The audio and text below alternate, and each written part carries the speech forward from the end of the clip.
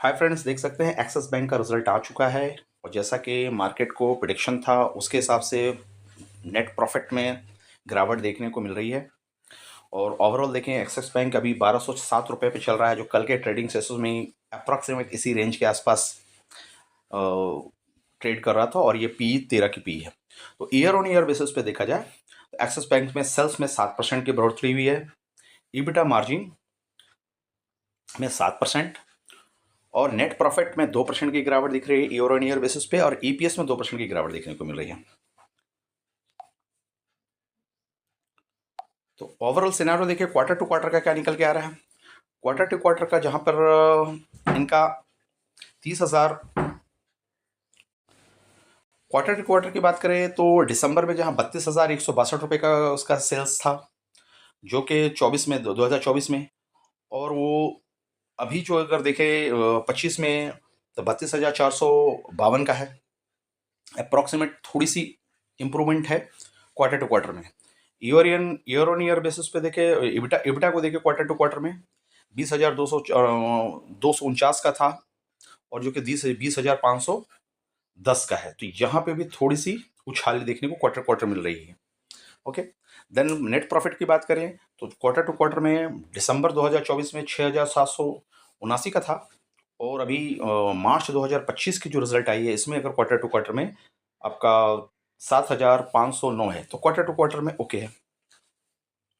अब अगर ईपीएस की बात करें तो 21.78 रुपीज़ की ईपीएस चल रही है क्वार्टर टू क्वार्टर, अभी 24 की ईपीएस है। तो क्वार्टर क्वार्टर में जंपिंग है ईपीएस में, नेट प्रॉफिट में क्वार्टर टू क्वार्टर जंप है, लेकिन ईयर ऑन ईयर पे net profit and quarter to quarter में डाउनफॉल 2% का देखने को मिल रहा है। तो फ्रेंड, ये देख सकते हैं एक्सिस बैंक का ये क्वार्टर फोर के रिजल्ट के रिजल्ट का डेटा है।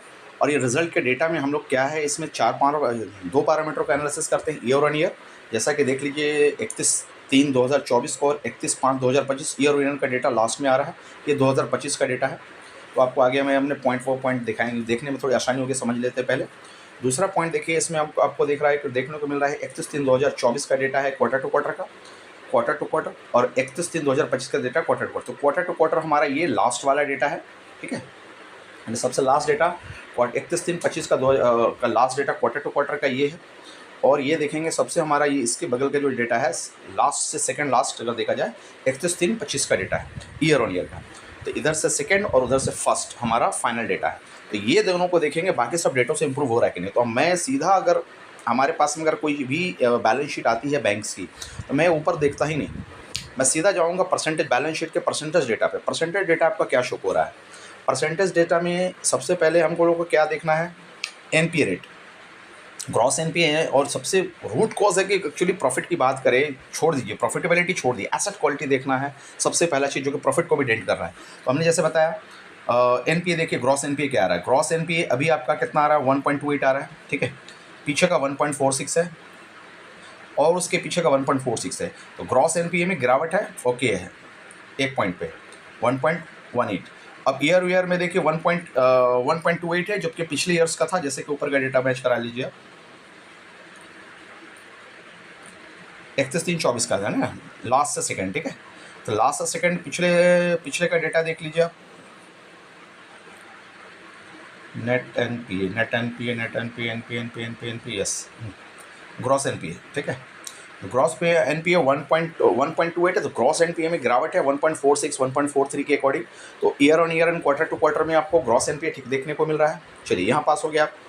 अब आपको ग्रॉस एनपीए कितना होना चाहिए, आपको हमने डिटेल एनालिसिस में बताया है 1 से 2% से नीचे होना चाहिए, उससे ऊपर ना हो। नेट एनपीए क्या है, gross NPA minus provision, net NPA आ जाएगा। नेट एनपीए आपको क्या देखना है, नेट एनपीए 0.5 से नीचे हो तो बेटर है, 1 से नीचे और 0.5 से नीचे ज़्यादा बेटर। तो यहाँ पे देखिए ग्रॉस एनपीए 2025 का डेटा क्वार्टर में 0.33 है, इसके पहले था 0.35, 0.31, यहाँ से तो यहाँ बढ़ी है, लेकिन ठीक है 0.33 है, 0.33 यहाँ भी देखने को मिला। तो ईयर ऑन ईयर इसमें 0.33 है और क्वार्टर टू क्वार्टर में 0.33 है। जो ईयर ऑन ईयर में ग्रॉस एनपीए में बढ़ोतरी देखने को मिली है 0.31 से 33, ठीक है, थोड़ा सा बढ़ गया। अब इसका रीज़न एनालिसिस करेंगे तो क्या ये एनपीए को कवर अप करने के लिए क्या है। रिटर्न ऑन एसेट में देखता नहीं, रिटर्न ऑन एसेट, चलिए रिटर्न ऑन, ये दोनों देखने के बाद आपको सबसे पहला इसमें देखता है provision coverage ratio.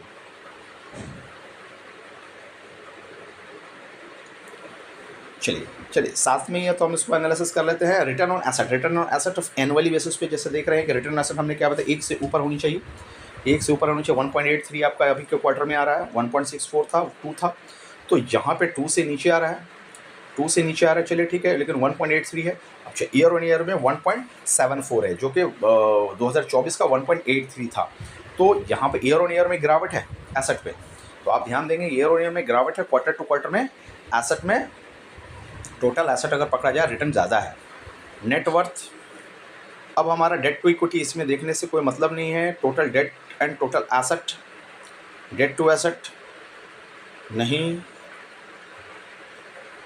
NPA rate,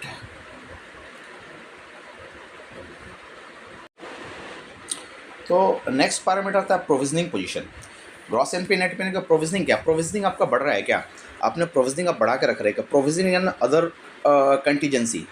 तो प्रोविजनिंग देख सकते हैं करीब 1369 करोड़ का है प्रोविजनिंग अभी के टाइम में, क्वार्टर टू क्वार्टर पे। पहले के से प्रोविजनिंग से कम है 2115 के अगेंस्ट में, लेकिन 1185 प्रोविजनिंग है, 185 यहाँ से थोड़ा सा ज़्यादा है, इस हिसाब से प्रोविजनिंग अमाउंट ज़्यादा है। ईयर ऑन ईयर में प्रोविजनिंग देखें तो ईयर ऑन ईयर में प्रोविजनिंग अमाउंट में इन ग्रोथ देखने को मिला, इसलिए प्रॉफिट इनकी मार खाई। प्रॉफिट मार खाने का रीज़न क्या, हमने बोला ना प्रॉफिट 2% मार खाई। प्रॉफिट क्यों मार खाई, प्रॉफिट मारने ईयर ऑन ईयर पे इस पे देखिए तो 4163 करोड़ की प्रोविजनिंग करके रखा था इन्होंने, अभी 7758 करोड़ की प्रोविजनिंग करके रखी है। तो यहाँ पे प्रोविजनिंग में बढ़ गया है, जिसके कारण इसकी प्रॉफिटेबिलिटी पे इम्पैक्ट हुआ है।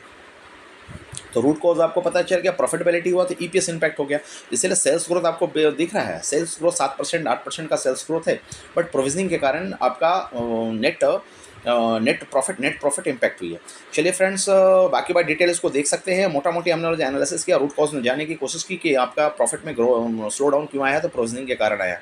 चलिए फ्रेंड्स, ओवरऑल सिनेरियो में देखा जाए तो ओवरऑल अभी एक्सिस बैंक का रिजल्ट ठीक ठाक है, क्वार्टर टू क्वार्टर में ग्रोथ दिखना है, ठीक है। ईयर में थोड़ी सी प्रॉब्लम्स देखने को मिल रही है।